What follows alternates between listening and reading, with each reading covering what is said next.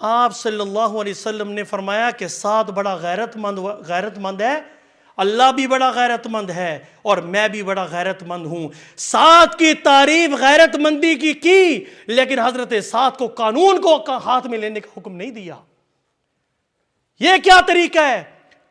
جس طرح کے مردوں کو میں خود جانتا ہوں، ایسے لوگوں کو جن کو شک کی بیماری ہوتی ہے، شک کی بیماری ہے، ان کے سینے کے اندر ایسے شک پھرتا رہتا ہے اپنی بیوی کے بارے میں۔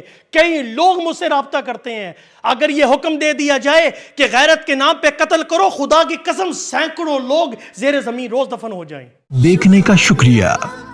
مفتی عثمانی کے بیانات اور شرعی سوالات و جوابات کو لائک، شیئر اور سبسکرائب کرنا نہ بھولیے۔ والصلاة والسلام على رسول اللہ، اما بعد فاعوذ باللہ من الشیطان الرجیم، بسم اللہ الرحمن الرحیم، وما ارسلناک الا رحمة للعالمین، صدق اللہ مولانا العظیم۔ اللهم صل على محمد وعلى آل محمد كما صليت على إبراهيم وعلى آل إبراهيم إنك حميد مجيد۔ اللهم بارك على محمد وعلى آل محمد كما باركت على إبراهيم وعلى آل إبراهيم إنك حميد مجيد۔ حضرات محترم، بھائیوں، بزرگوں، دوستوں، نوجوان ساتھیوں،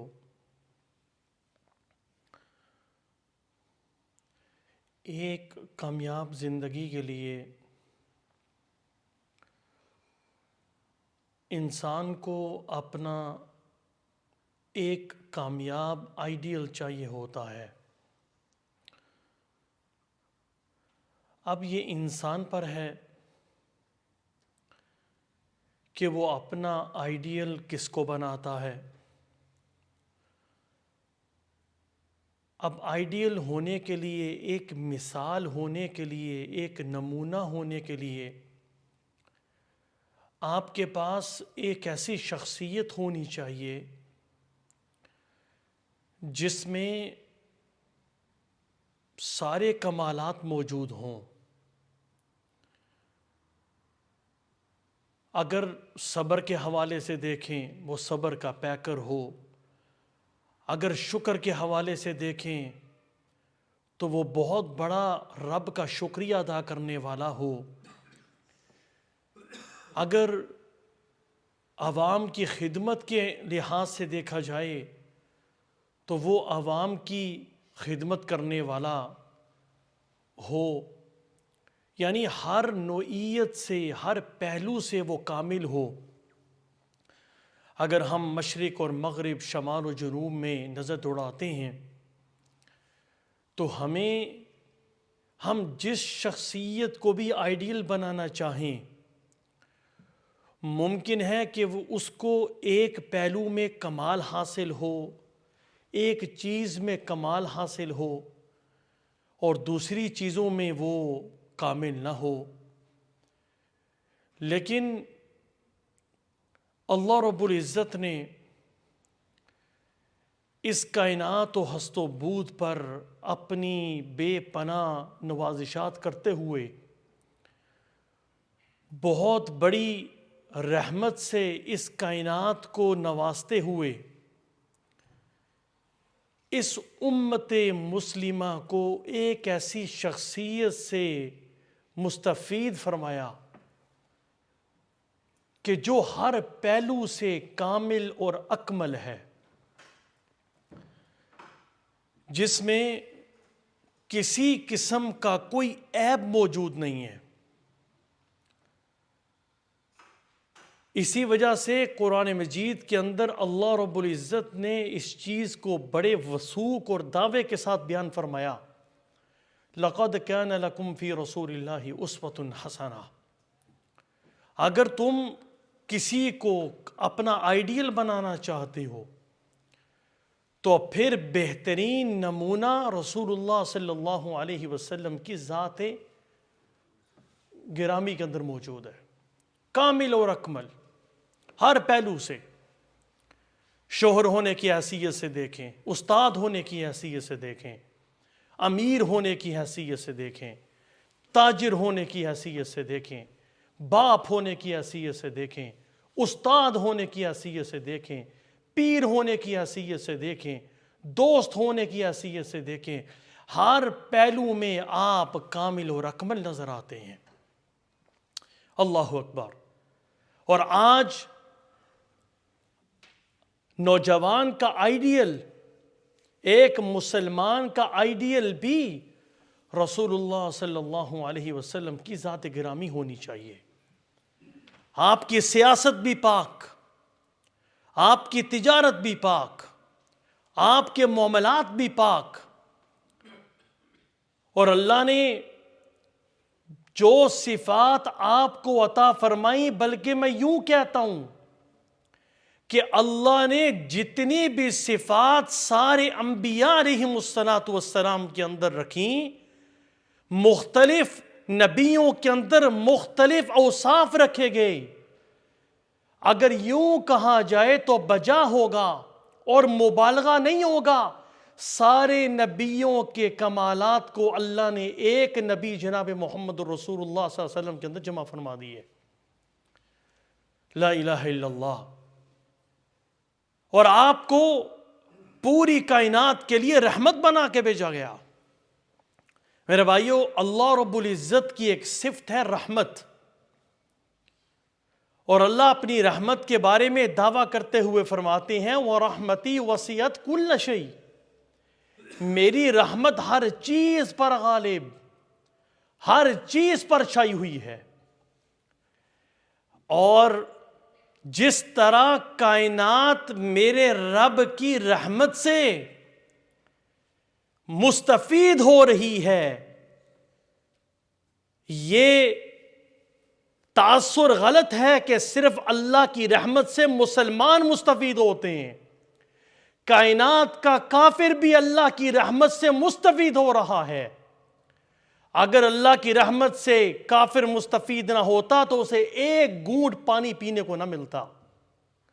یہ اللہ کی رحمت ہے کہ اس نے کافروں کو کھلی چھٹی دے دی ہے. 100 سال کا کافر بھی 100 سال کفر میں ڈوبا ہوا, کفر میں لتھڑا ہوا, اللہ کے دربار میں سچی توبہ کرتے ہوئے یوں کہہ دے لا الہ الا اللہ محمد الرسول اللہ, اشہد ان لا الہ الا اللہ واشہد ان محمد عبدہ ورسولہ. اللہ فرماتے ہیں جا, میں نے تیرے 100 سال کے کفر میں لتھڑے ہوئے سارے گناہوں کو معاف فرما دیا. لا الہ الا اللہ. اللہ کی رحمت ہر چیز پر حاوی.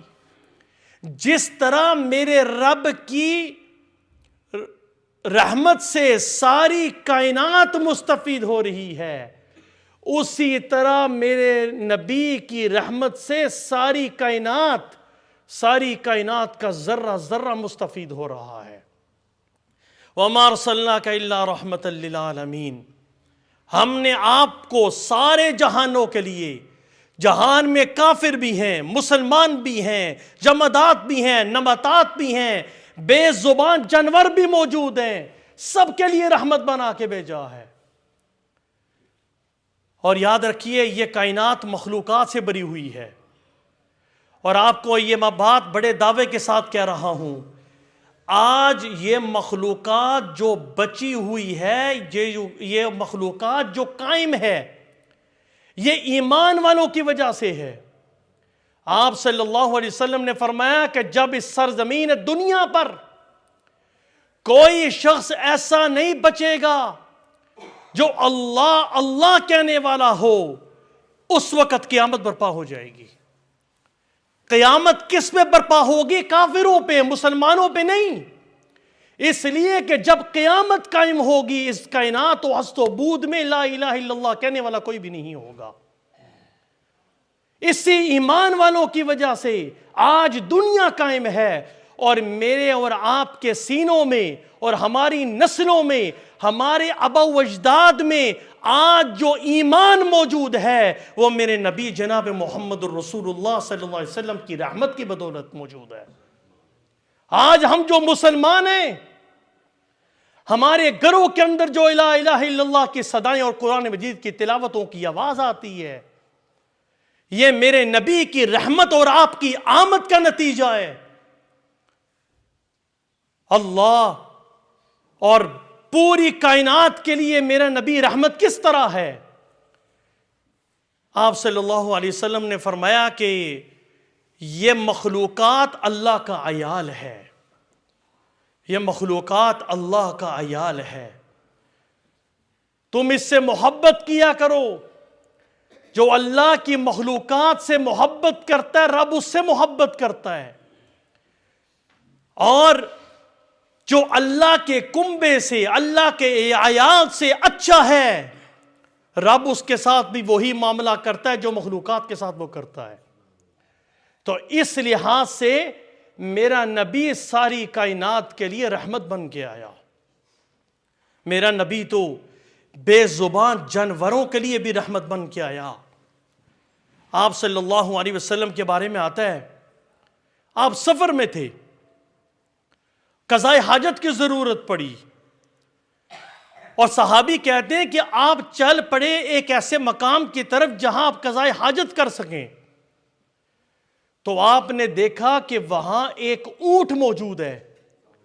جو ہی اونٹ نے میرے نبی کو دیکھا تو اس کے آنکھوں سے اشکوں کی لڑی جاری ہو گئی، بل بلا کے رونے لگا۔ کیسا نبی ہے جس کو دیکھ کر بے زبان بھی بول پڑے، بل بلانے لگا۔ میرے نبی نے ہاتھ پھیرا، محبت سے تسلی دی۔ آپ نے فرمایا اس اونٹ کا مالک کون ہے؟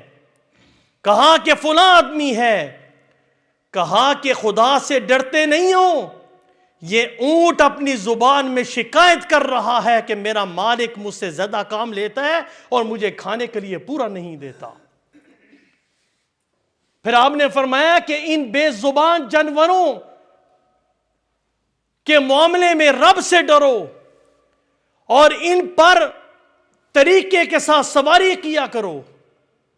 یہ علادہ بات ہے، ہمارے ملکوں میں ہم نے دیکھا بے زبان جانوروں کے ساتھ جو زیادتیاں کی جاتی ہیں، اور ایون زمانہ جاہلیت میں کوئی مذہب ایسا نہیں تھا، کوئی تہذیب ایسی موجود نہیں تھی کہ جب زمانہ جاہلیت میں جانوروں کو لڑایا جاتا، ان پہ ظلم کیا جاتا تھا، اور اس وقت کائنات کا نبی اپنی رحمت کی چادر کو بچھاتے ہوئے یہ ارشاد فرماتے ہیں کہ بے زبان جانوروں کے معاملے میں اللہ سے ڈرو۔ تو میرا نبی بے زبان جانوروں کے لیے بھی رحمت بن کے آیا۔ صحابہ کہتے ہیں ہم سفر میں موجود تھے، بعض ساتھیوں نے چونٹیوں کے ایک غول موجود تھا، اسے آگ لگا دی، چونٹیوں کے غول کو آگ لگا دی۔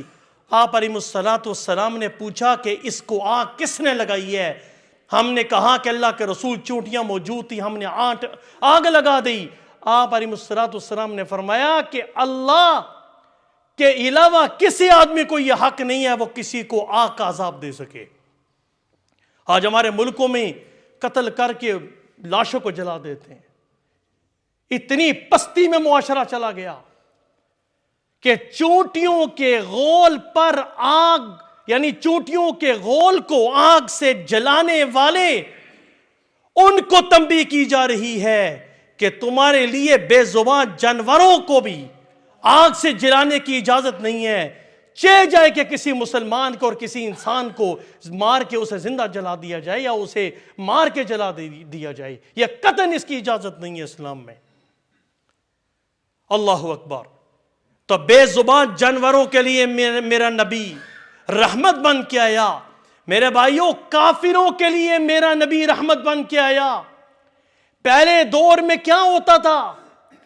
پہلے دور میں عمومی عذاب آیا کرتے تھے، پیغمبر کی موجودگی کے اندر پوری بستیاں تباہ ہو جاتی تھیں۔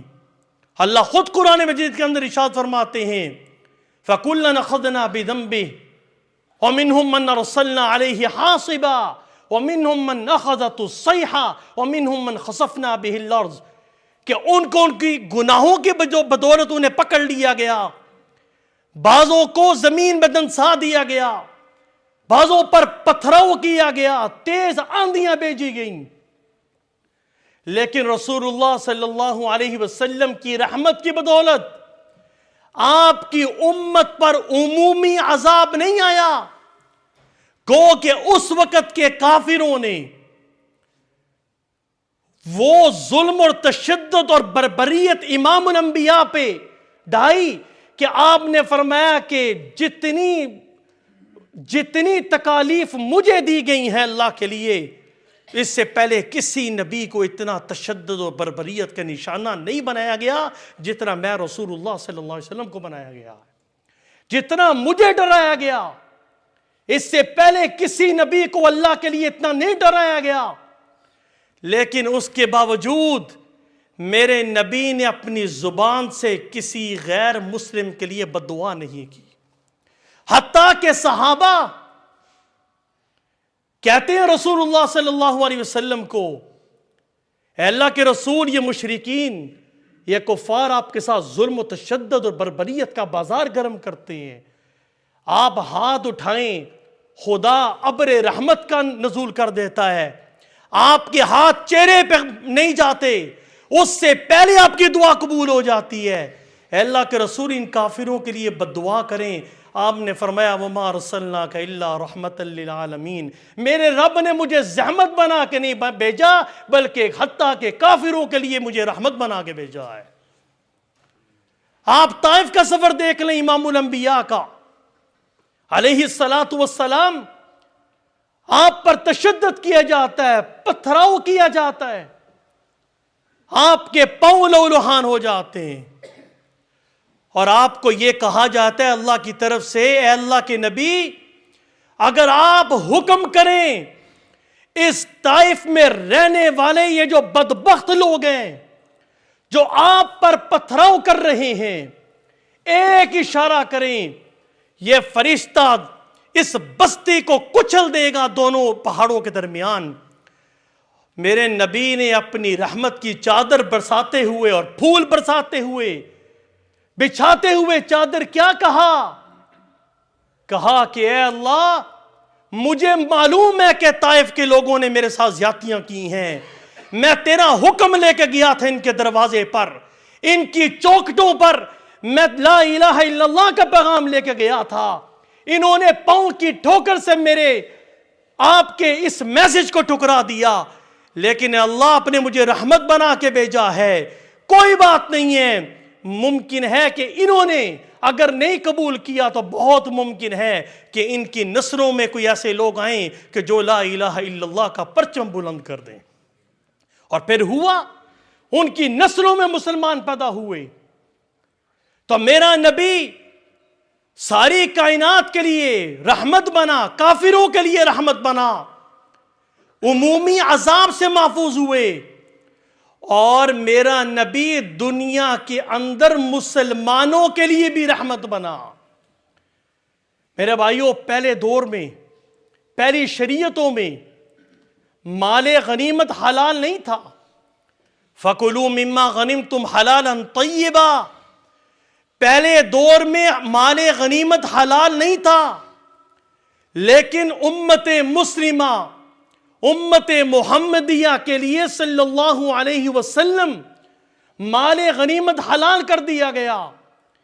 پہلی امتوں کے لیے ان کی نمازیں اگر انہوں نے ادا کرنی تھیں، ان کے لیے اپنی عبادت گاہوں میں جانا، وہاں نمازیں ادا کرنی، عبادت کرنا ضروری تھا، لیکن میرے نبی کی امت کے لیے ساری کائنات کی زمین جہاں پاک ہے اسے جائے نماز بنا دیا گیا۔ اور پہلے دور کے جو لوگ تھے، امتیں تھیں، ان کے لیے پانی کے سوا طہارت حاصل کرنے کا کوئی طریقہ نہیں تھا پانی کے علاوہ، لیکن امت محمدیہ کے لیے اگر پانی موجود نہیں ہے تو مٹی کے ساتھ تیمم کرنے کا حکم بھی موجود ہے۔ یہ کتنے بڑے فضائل کس نے بیان کیے، کس کی رحمت کی وجہ سے آج امت کے لیے آسانیاں ہوئیں۔ اور اس سے بڑھ کے سنیے، بنی اسرائیل کے لوگ اگر ان کے کپڑے ناپاک ہو جاتے تھے تو ان کے لیے حکم یہ تھا، اگر تم نے اپنے کپڑوں کو پاک کرنا ہے تو جس جگہ پہ گندگی لگی ہے اس جگہ سے اس کپڑے کو کاٹ دو، پھر پاک ہوگا کپڑا۔ اور امت محمدیہ کے لیے کیا حکم دیا کہ اگر تمہاری یہاں کوئی نجاست لگ جائے اسے دھو دو تو تمہارا پورا کپڑا پاک ہو جائے گا۔ یہ کس کی وجہ سے؟ میرے نبی کی رحمت کی وجہ سے۔ اور اس سے بڑھ کے ایک اور بات کہنے لگا ہوں لوگوں، پہلے دور میں بلکہ حضرت موسیٰ علیہ السلام جب کوہ طور پر پہنچے، پیچھے سے قوم نے بچھڑا بنا لیا، اللہ کے ساتھ شریک کرنے لگے۔ جب آپ واپس مڑے تو قوم کو مشرک پایا، تو آپ نے فرمایا کہ اللہ نے فرمایا کہ تم کیا کرو، فَقْتُلُوا أَنفُسَكُمْ، تمہاری توبہ کے لیے ضروری یہ ہے کہ تم اپنے آپ کو قتل کرو۔ فَقْتُلُوا أَنفُسَكُمْ، اپنے آپ کو قتل کرو۔ بعض مفسرین نے لکھا ہے کہ جن لوگوں نے شرک نہیں کیا تھا وہ ان لوگوں کو قتل کر رہے تھے جنہوں نے بچھڑا بنایا ہوا تھا، تو ان کے لیے، ان کی توبہ کے لیے ضروری یہ تھا کہ وہ ایک دوسرے کو قتل کریں۔ اور امت مسلمہ کے لیے حکم یہ دیا ہے کہ 90 سال کا بوڑھا بھی گناہوں میں لتھڑا ہوا رب کے دربار میں آ کے سجدہ ریز ہو کے کہے، اے اللہ میری توبہ، جو کچھ میں نے کیا ہے، ندامت کے 2 آنسو بھی بہائے گا، اللہ کی رحمت کی وجہ سے اسے معاف کر دیا جائے گا۔ یہ کس کی وجہ سے ہے؟ رسول اللہ صلی اللہ علیہ وسلم کی رحمت کی وجہ سے۔ میرا نبی حسین، میرے نبی کے حسن کے کیا کہنے؟ حضرت جابر کہتے ہیں ایک مرتبہ آسمان پر 14ویں کا چاند چمک رہا تھا، زمین پر رسول اللہ صلی اللہ علیہ وسلم تشریف فرما تھے، میں آپ کو دیکھ رہا تھا، پھر میں چاند کو دیکھتا، پھر آپ کو دیکھتا، چاند کو دیکھتا، آخر پہ میرے دل نے فیصلہ کیا کہ میرے نبی کا چہرہ چاند سے کہیں زیادہ خوبصورت ہے۔ حضرت علی کہتے ہیں کہ جب ہم پیغمبر کے چہرے کو دیکھتے لگتا تھا کہ پیغمبر کے چہرے پر سورج گردش کر رہا ہے۔ امہات المومنین کہتی ہیں کہ اندھیرے میں کبھی کبھی سوئی گم ہو جاتی، تو اگر ہمیں نہ ملتی، روشنی نہ ہوتی، تو آپ صلی اللہ علیہ وسلم کا چہرہ اتنا روشن ہوتا تھا کہ اس روشنی کی وجہ سے ہم گھروں کے اندر سوئیاں ڈھونڈ لیا کرتے تھے۔ آپ صلی اللہ علیہ وسلم بڑے غیرت مند تھے۔ آپ نے فرمایا کہ سب سے غیرت مند رب ہے، اس کے بعد میں غیرت مند ہوں۔ پھر آپ نے فرمایا کہ مومن غیرت مند ہوتا ہے۔ میں ایک طرف اشارہ کرنے لگا ہوں، ٹائم بہت تھوڑا ہے، توجہ کیجئے۔ آج ہمارے معاشرے میں غیرت کے نام پہ قتل ہو رہے ہیں۔ مختصراً اس کی شرعی حیثیت میں سن لیجئے۔ غیرت کہتے کسے ہیں؟ اہل زبان نے غیرت کے دو معنی بیان کیے ہیں۔ ایک مفہوم یہ بیان کیا ہے، کسی خاص شخص کے حق میں کوئی اگر دوسرا شریک ہو جائے اسے برداشت نہ کرنا۔ اور دوسرا مفہوم یہ ہے، اگر کہیں غلط کام ہو رہا ہو اور دل کی کیفیت کا چینج ہونا، ان دونوں چیزوں کے مجموعے کا نام غیرت ہے۔ اور میں نے حدیث پیش کی کہ آپ صلی اللہ علیہ وسلم نے فرمایا کہ اللہ غیرت مند، پھر میں غیرت مند، پھر مومن غیرت مند ہوتا ہے۔ یاد رکھیے کہ غیرت مندی اچھی چیز ہے، یہ اوصاف حمیدہ میں سے ہے۔ اور مفسرین نے لکھا ہے، علماء نے یہ بات لکھی ہے کہ اسی غیرت کی وجہ سے اللہ نے قرآن مجید کے اندر یہ اعلان کیا ہے، میں سارے گناہ معاف کر دوں گا لیکن شرک کو معاف نہیں کروں گا، اس لیے کہ عبادت کرنا، اللہ کی بندگی کرنا، یہ صرف یہ رب کا حق ہے، اور اس حق کے اندر اللہ کسی کو شریک نہیں کریں گے۔ اسی غیرت کی وجہ سے اللہ نے یہ اعلان کیا، سارے گناہ معاف کروں گا لیکن شرک کو کبھی معاف نہیں کروں گا۔ اور اللہ، رسول، قرآن، علامہ ابن قیم الجوزی رحمۃ اللہ تعالی علیہ فرماتے ہیں کہ انسان کو جس کی ذات سے زیادہ محبت ہوتی ہے وہ اس کی توہین پر زیادہ بھڑکتا ہے۔ آج رسول اللہ صلی اللہ علیہ وسلم کی حرمت پر مسلمان کیوں مرتا ہے؟ قرآن کی حرمت پر مسلمان کیوں مرتا ہے؟ اسی وجہ سے مرتا ہے کہ اس کے سینے کے اندر ساری کائنات سے زیادہ رسول اللہ صلی اللہ علیہ وسلم کی محبت موجود ہوتی ہے، ساری کتابوں سے زیادہ قرآن کی محبت موجود ہوتی ہے۔ اسی وجہ سے وہ اپنی عزت کو داؤں پہ لگا کر، اپنی جان کو داؤں پہ لگا کر ہر مشکل کا سامنا کرنے کے لیے تیار ہو جاتا ہے۔ کیوں؟ اسے محبت ہوتی ہے۔ جس سے آپ کو زیادہ محبت ہوگی، غیرت آپ کی اٹھے گی اور آپ اس کے خلاف کھڑے ہو جائیں گے۔ اور میرے بھائیوں، ان تمام چیزوں کے بعد غیرت کا اظہار انسان اپنی بیوی پہ کرتا ہے۔